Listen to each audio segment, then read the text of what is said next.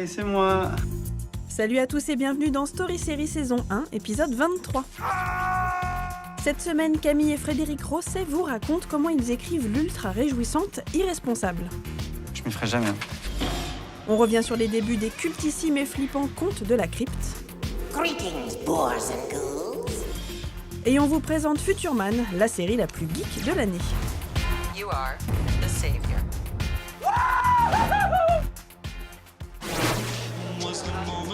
Alors Julien, toujours Tanguy? On vous présente Julien. En effet, il vit chez sa mère. Oh, mon petit Lulu. Mais c'est pas tout. J'ai un gamin de 16 ans, j'ai aucune autorité sur lui, je sais plus quoi en foutre. J'ai mon ex avec qui j'essaie de refonder une famille et ça marche pas. Et on est potes. Et c'est pas grave. Quoi? J'avais pas fini de parler. T'as dit que t'avais un gamin de quel âge? De 16 ans. Et demi. C'est vrai? Oui. Multi-récompensé au festival de Luchon pour sa réalisation et la prestation sans faute de Sébastien Chassagne, Irresponsable revient avec une seconde saison à la fois drôle et émouvante. Oh putain. Je m'y ferai jamais. Nous avons rencontré ces deux scénaristes, Camille et Frédéric Rosset, pour leur dire tout le bien qu'on pensait de leur création. Il y a plein de choses que vous avez réussi dans Irresponsable, mais moi, il y a un truc que j'aime par-dessus tout et qui est pour moi le plus dur, c'est trouver le ton.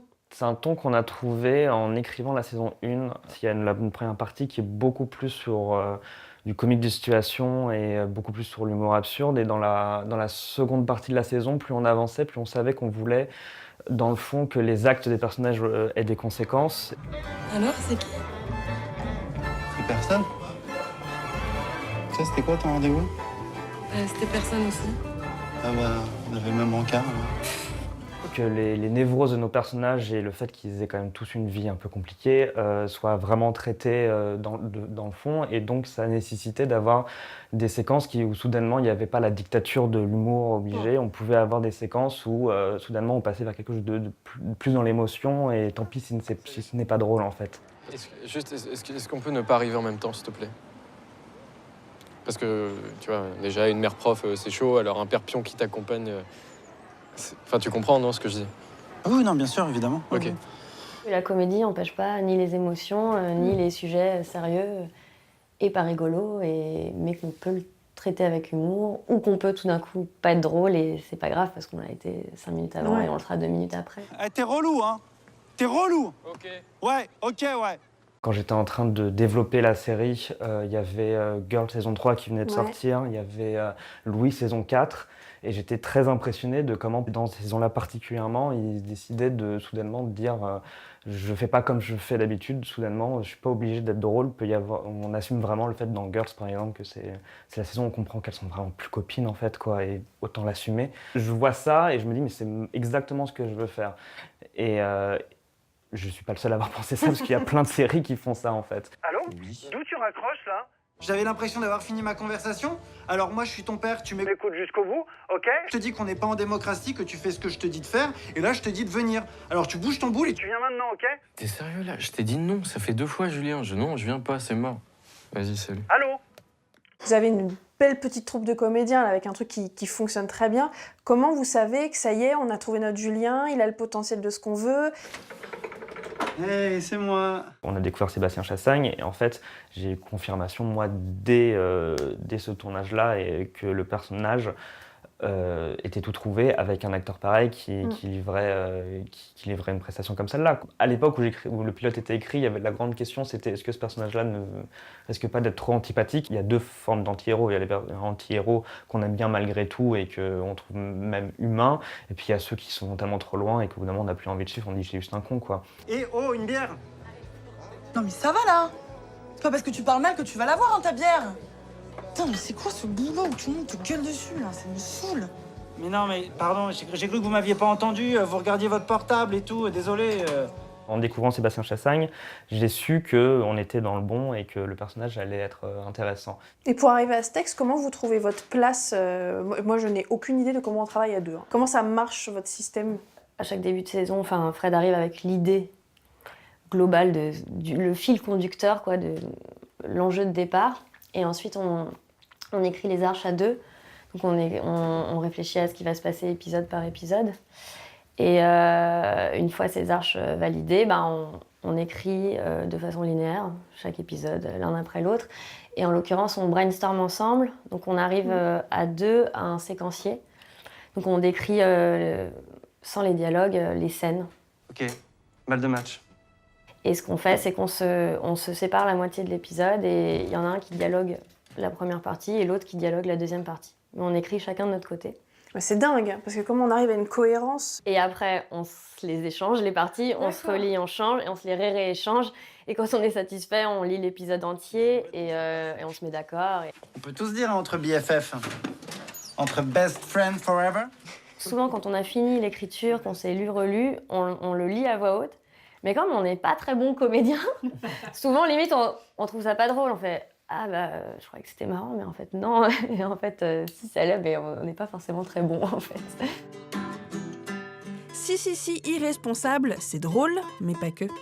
La série pleine de tendresse et de solos de guitare improbables vous attend avec sa seconde saison.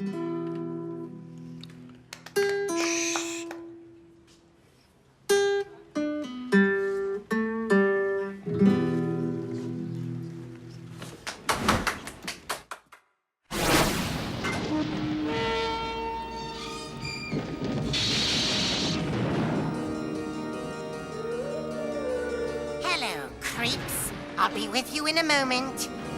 Notre histoire débute le 10 juin 1989 sur la chaîne câblée américaine HBO. L'Amérique a peur, les contes de la crypte voient le jour. Réjouissez-vous, l'intégrale de ces 7 saisons et 93 épisodes reparaît en Blu-ray avec au programme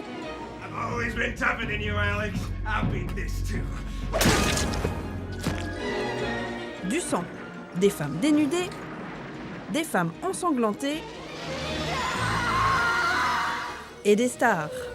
Beaucoup de stars. Avec en bonus des serial killers, des monstres et un humour caustique hors norme. Mais revenons en arrière si vous le voulez bien. Nous sommes en 1950 et les adolescents américains découvrent, horrifiés entre les comics Batman et Superman, une nouvelle BD terrifiante, Les Contes de la Crypte, une création Entertaining Comics appelée EC.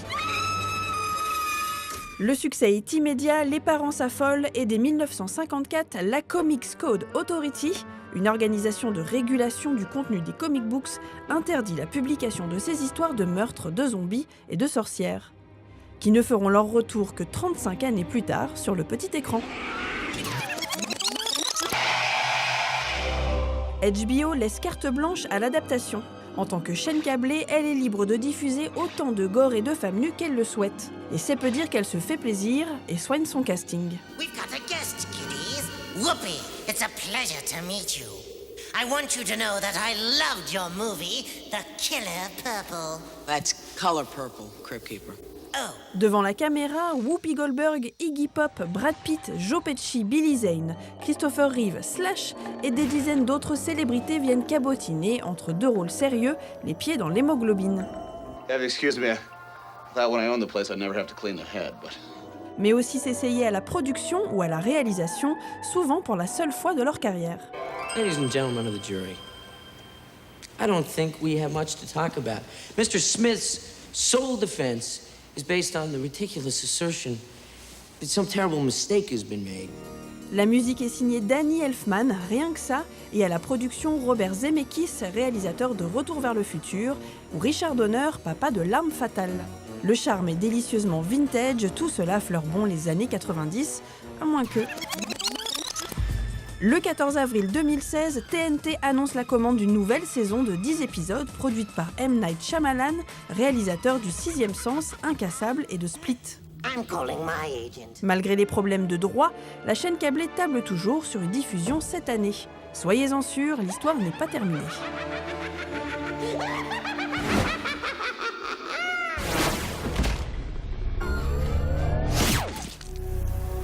Le duo le plus drôle d'Hollywood a encore frappé. That's what I call a hole in one.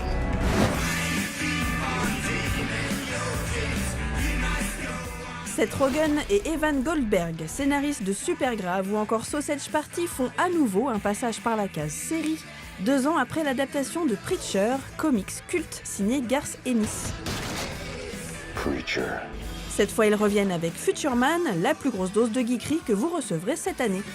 Did you guys ever think that I'd be doing something more with my life? What are you talking about, Joshi? You work for one of the top sexual disease centers in the country. Every day you walk into work, you're curing disease. I mean, I'm not. Let's fuck this place up.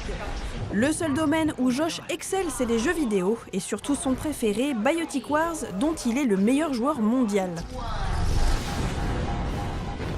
Un don autant qu'une malédiction, puisque le jour où il en passe le dernier niveau...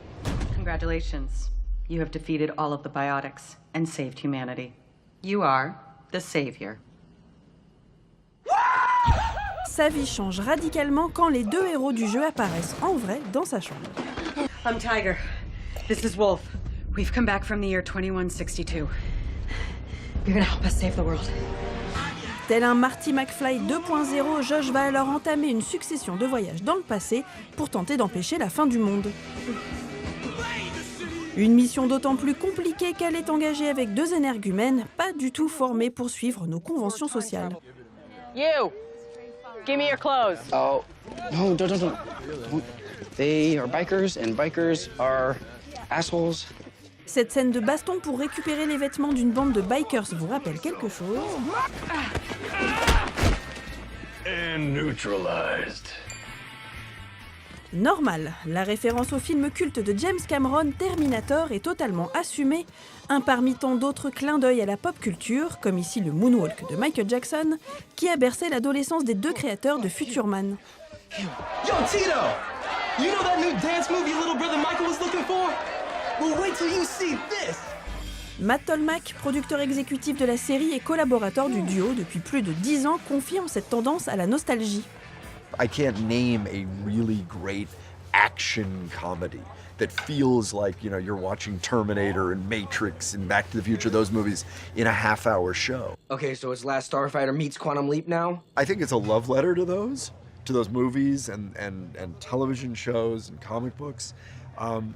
It also has like a healthy amount of fun with those premises and those paradigms that are sort of awesome and fundamentally absurd. Seth Rogen et Evan Goldberg reprennent la recette qui a fait leur succès depuis le début, entre humour caustique, humanité et délire de nerd. You end up with Seth and Evan is something that's as funny as anything that's ever been, but it's emotionally honest and authentic. And that they do in a way that's uncanny. I mean, it's crazy. And so much of it tends to become autobiographical for them. You are nothing like the man I thought I was coming back for. Nothing. Well, fire up the TTD. We're sending him back. No, please, don't send me back. I just got here. I've wanted this my entire life. What this is sort of our love, their love of science fiction, but married to this very grounded, granular, you know, tactile world where people live at home and plunge toilets. But it's kind of a, you know what I mean? It's the collision of the two. Le plus mou du genou des super-héros parviendra-t-il à sauver le monde sans se faire pulvériser par ces 2 comparses venus du futur? Rien n'est moins sûr, mais par curiosité, on va regarder. Welcome to the Resistance.